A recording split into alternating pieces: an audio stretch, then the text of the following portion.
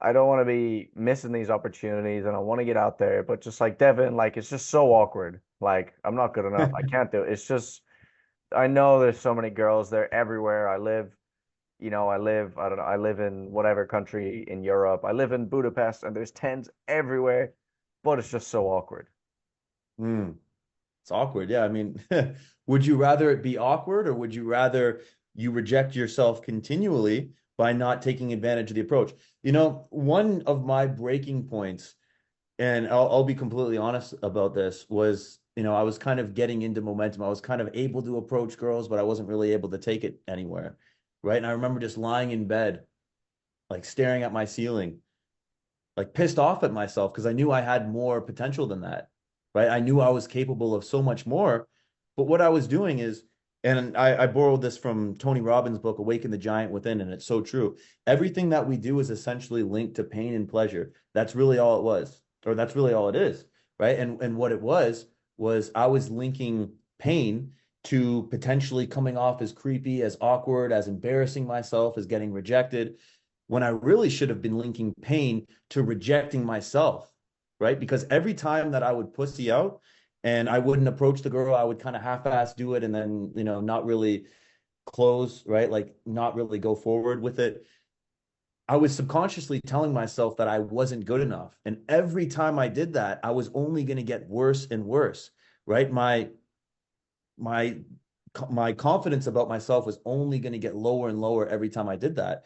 Right. So what I started doing was linking pleasure to at least I did it, at least I tried, and hey, I might get a date out of this. Right. That was the new attitude. Right. So I went out with that attitude and I just had this burning feeling in my stomach. And I was just so angry at myself that I never wanted to feel that again. So every time I went out from that moment on, I remembered what that pain was like.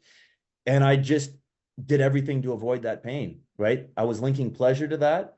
And I was linking pleasure to the fact that I was no longer rejecting myself, right? So the question you got to ask yourself is, would I rather it potentially come off as awkward and feel awkward for, 10 seconds? Or would I rather, as cliche as it sounds, live a lifetime of regret by not doing it, right? By not even trying, by not even by sitting on the bench and watching the game and not even trying to, get on the field or get on the court and at least try.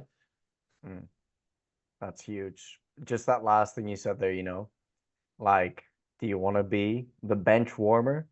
That's also because there's gonna be other guys doing it, and there's gonna be guys that, like, for instance, like the cold approach guys have balls, but there's just guys out there that are just plain stupid, but they're so stupid that they don't think logically, so they don't overthink any of this shit, and they can just go out and talk to people. Isn't it like such a funny sort of paradigm? Like Yeah. there's like, they don't give a single flying and they don't even have the capacity to be like, well, what if I do get what is rejection? Like I don't even know. Yeah. I'm just gonna I like monkey see, monkey do, monkey like. I'm gonna go talk to this girl, and then there's like the middle kind of ground where people overstress this so much. And then there's like the sort of end of that spectrum where these guys are like, okay, I've got a cold approach because this is this. So that's always funny, bro. But like you never want to be that bench warmer. As a man, you gotta be a proactive go-getter. You don't want to be sitting on the sidelines watching other men do it.